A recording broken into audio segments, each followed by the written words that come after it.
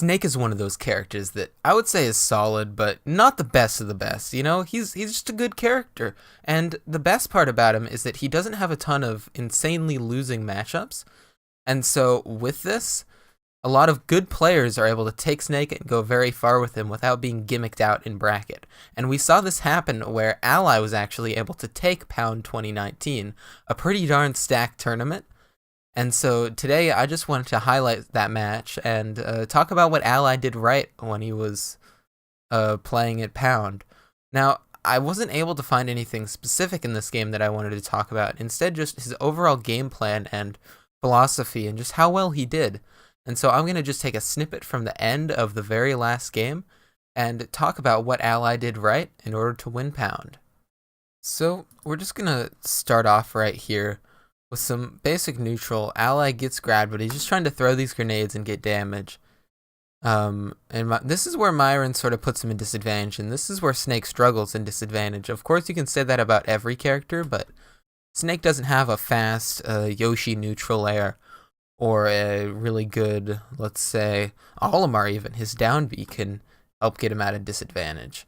And so instead, he's just going to have to play. He's going to tank all these Pikmin and dash attack in as soon as he sees that opening. And right here, I'm not too sure about the C4 edge guard. It would work against the slow recovery of Olimar, but I just don't see him landing it very much in this game. He's going to tank those hits and go for this down air. And what I really like about this down air, and we'll see him do it a lot of times, is that really Myron's only option is to up smash to cover it, because that would cover that little area above. Because any forward smashes, the down air, what it does is it sort of floats, and so it keeps Ally over here.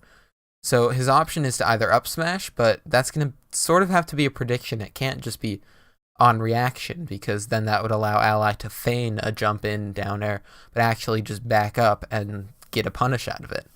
And so really all that Myron has is to shield it, or to go for some kind of punish after if he shields it. Something such as a forward air or back air. But again, if Snake just fades back, these forward airs have a lot of lag on them. And so Olimar is just going to end up getting punished for that. And so these downers are actually really great for punishing Olimar when he's just sitting there. And it's a great way for Ally to open things up. Continues here, just immediately canceling that Nikita, jumping over as Myron commits to a move, and so then he can get that forward tilt in.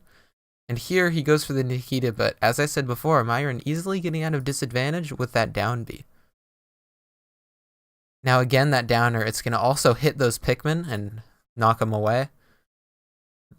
Or that down air, excuse me. And he just forward tilts him off the stage. Now he has him in disadvantage. He's going to go for that edge guard again with the Nikita.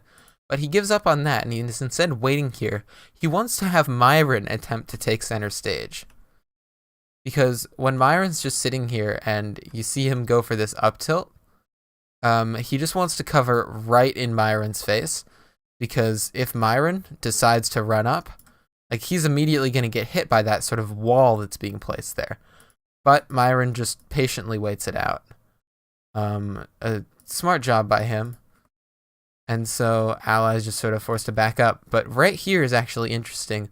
Ally misses that dash attack and instantly rolls back to stage because he doesn't want to give up the center stage that he has. Myron, on the other hand, makes a big mistake which Ally capitalizes. He goes for that back air.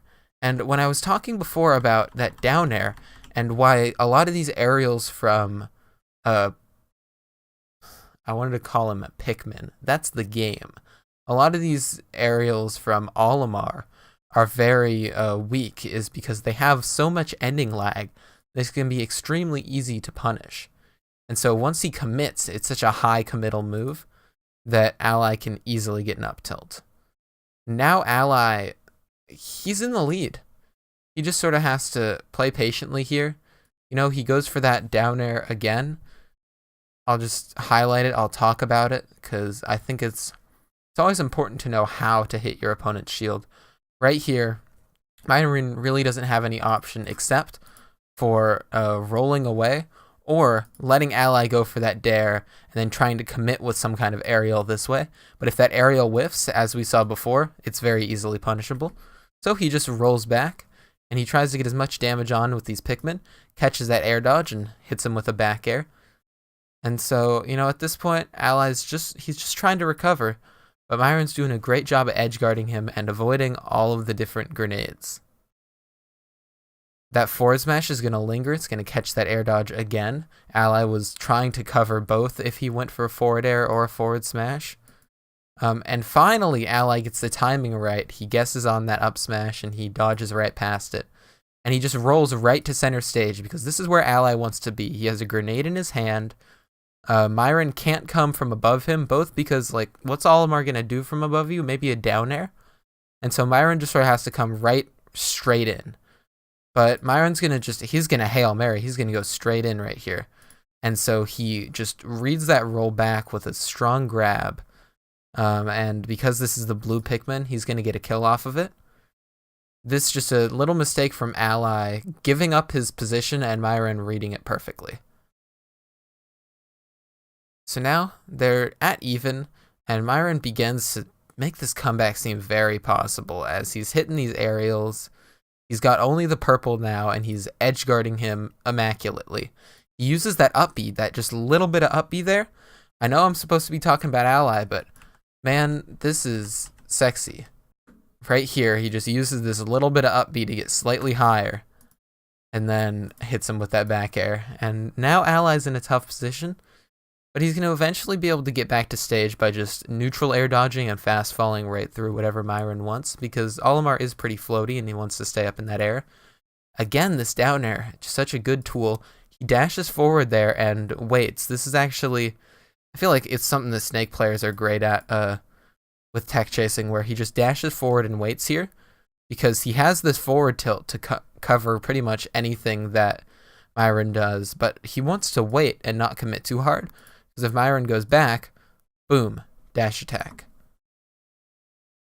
And finally, he just hard commits right here.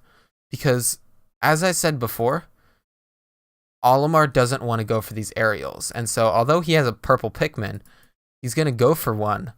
But, I just full screened it. He's going to go for an aerial, actually. As you see this, but they're slow. That might be a side B, I can't tell from this shot, but it's slow. Whatever he goes for is slow, and if he went for it early, he'd then be open completely for a punish. And so Ally decides to, instead of reading that he's going to go for it early, he decides to just bet it all and cut Myron down immediately to just sort of stop this possible comeback. And he hits him with that boot, and right out of here into Ally winning Pound. So yeah, me just talking about the intricacies of Ally's play versus Myron in order to win Pound. If you enjoyed this Smash analysis, be sure to hit like and subscribe for more content. Peace.